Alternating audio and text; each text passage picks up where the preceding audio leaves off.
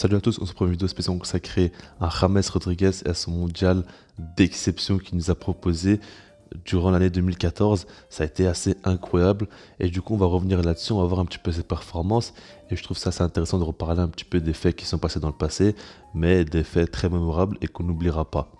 Alors, James Rodriguez, ce qu'il faut savoir, c'est qu'il avait seulement 22 ans. Il jouait à l'AS Monaco, sa première saison là-bas.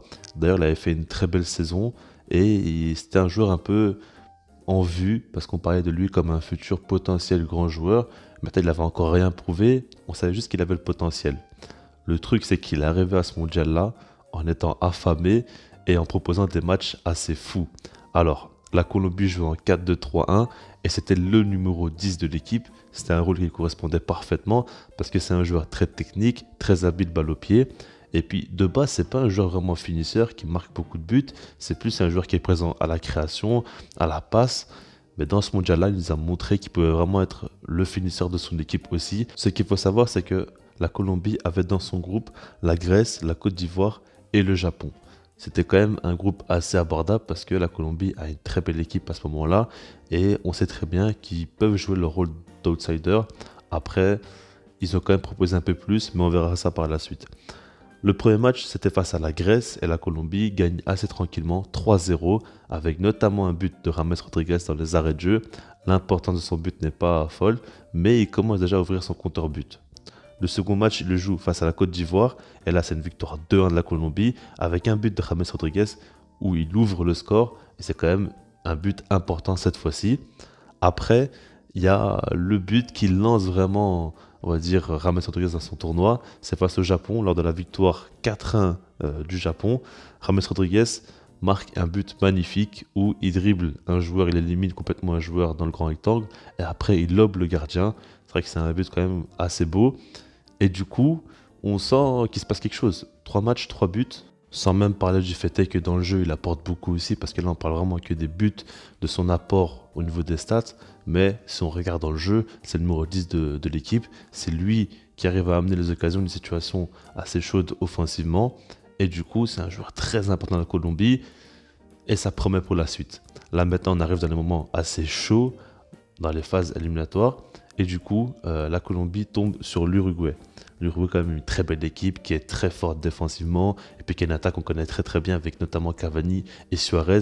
C'est une équipe clairement dangereuse et qu'on n'aime pas jouer en Coupe du Monde. Le truc, c'est que cette fois-ci, James Rodriguez choque le monde entier en marquant un but stratosphérique. Vraiment, ce but-là, je suis persuadé que je ne l'oublierai jamais dans ma vie. Ça m'a marqué clairement, vraiment, c'est un but exceptionnel. Il a été élu assez logiquement but de l'année. Mais en même temps, vraiment, c'était un but assez incroyable. Barre transversale et puis ça rentre. Ça a été assez fou.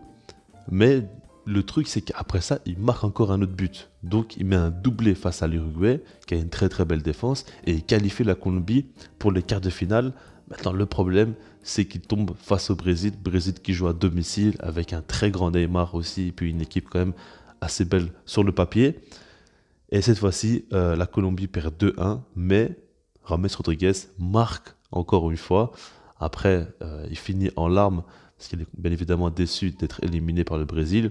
Mais maintenant, si on regarde que son tournoi individuel, il a été monstrueux. Pour faire le point sur les stats, en 5 matchs, il a marqué 6 buts. En Coupe du Monde, je ne sais pas si vous en rendez compte, et il a créé l'exploit d'avoir marqué au minimum un but par match pour un numéro 10 en plus qui crée le jeu de son équipe. C'est complètement fou. Franchement, ce qu'il a fait, c'est incroyable. Parce qu'il a marqué 2 buts d'anthologie, notamment un qu'on n'oubliera jamais, et un autre quand même très très beau face au Japon.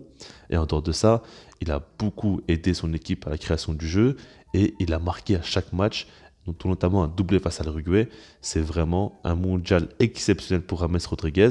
Pour vous dire, après ça, le Real Madrid le recrute pour 75 millions d'euros. C'est un très très très gros transfert. En 2014, quand même, c'est énorme de mettre autant d'argent sur un joueur. Et du coup, le Real Madrid l'a fait. Il comptait énormément sur lui. Et vraiment, ce genre de performance-là dans une grande compétition, c'est des choses qu'on n'oubliera pas et qui vont rester dans les mémoires. Clairement, James Rodriguez a été incroyable ce qu'il a fait. Dommage qu'il n'ait pas pu aller un peu plus loin. Ça aurait pu être encore plus mythique. Mais en tout cas, ça a été quand même grandiose. Vous dites-moi dans les commentaires si vous voulez voir une autre vidéo de ce genre-là. Je sais pas trop encore ce que je pourrais faire. Maintenant, je peux bien réfléchir et trouver de telles performances. Je préfère dans les tournois plutôt que dans les saisons parce que je trouve que c'est plus marquant sur quelques matchs que sur une saison entière où ce serait un peu trop long d'en parler. Mais du coup, voilà. Je sais pas si vous aimez cette vidéo-là. Dites-moi ce que vous en pensez. Et puis sinon, moi, je vous dis peace.